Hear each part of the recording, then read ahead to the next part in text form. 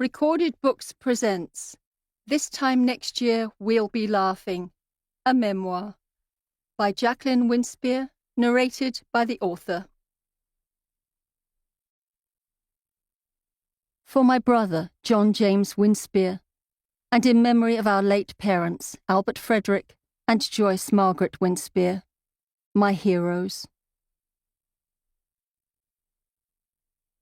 Childhood is, or has been, or ought to be, the great original adventure, a tale of privation, courage, constant vigilance, danger, and sometimes calamity.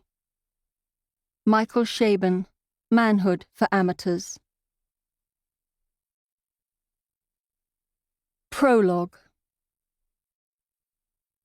It was our third visit to A&E, the Accident and Emergency Department of the local hospital. The aggressive blood disorder that had been claiming my father's life day by day was bringing us to our knees. Months of regular transfusions were now wreaking havoc on every bone in his body. My mother was snappy, her temper breaking down faster than his veins, and I was doing all I could to care for them both, desperate to keep the ship on an even keel, even as it was crashing against the rocks. My brother, John, was still trying to come to terms with what was happening. Only a few months earlier, Dad had hiked for hours with John in the mountains near his home in Ojai, California. And my strong, sturdy father had kept up a young man's pace, not even broken a sweat. His doctor had always said, "Mr. Winspear, you're one of the fittest men I see here in my practice, and I don't mean for your age." We had all felt quite smug. Those Winspear genes were pretty darn good, weren't they? Annette, the senior hematology nurse who'd been our point person from day one, had called the house earlier that morning. "How are you all holding up?" she asked. "Not so great," I replied, feeling as if I were letting the side down. We didn't admit defeat in our family. I explained that Dad was being stoic, Mum was by turns sarcastic and argumentative, then compassionate and caring. "And you?" she asked. I shrugged, as if she were there with me. "I'm all right, Annette, but—" "No, you're not, Jackie. I can hear it in your voice. You're exhausted. It's time you all had a break. Let's get your dad in for a transfusion and some pain meds, and I'll arrange for his transfer to the hospice for respite care. Give you all a chance to draw a breath. But you must tell him we're not packing him off to hospice to die. Just for respite. The ambulance will be with you in about 20 minutes, and I'll be down there in A&E to meet you when you arrive." I told my mother to get ready to leave, then went to my parents' room and knelt alongside my father's bed. "Dad, it's just for respite care, a bit of a break. You'll get a transfusion at the hospital, that'll perk you up, and they'll give you something stronger for that pain in your back. I'll be with you all the time, Dad. Mum's just getting dressed."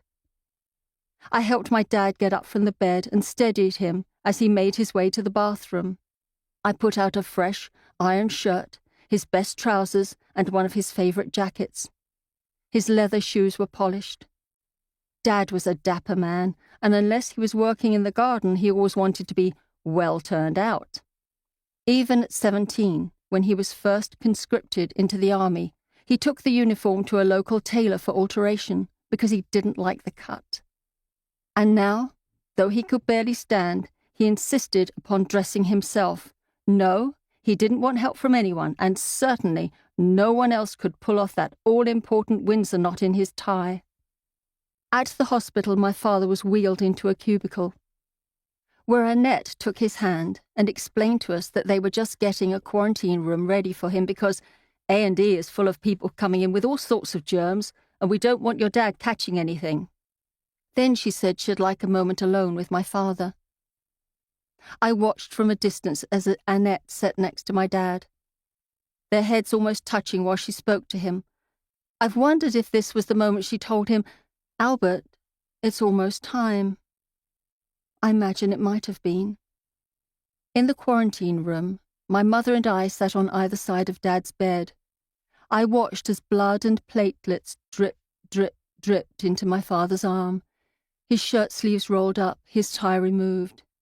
He lay on top of the bed linens, and I remember thinking, he's such a smart, dear, lovely man.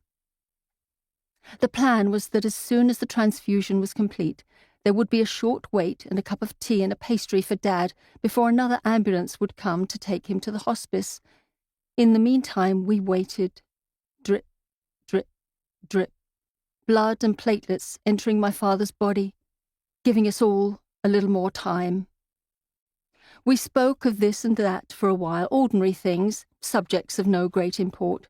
To keep listening to this audiobook, I've left you a link in the description so you can do it, at no cost thanks to Audible's 30-day free trial.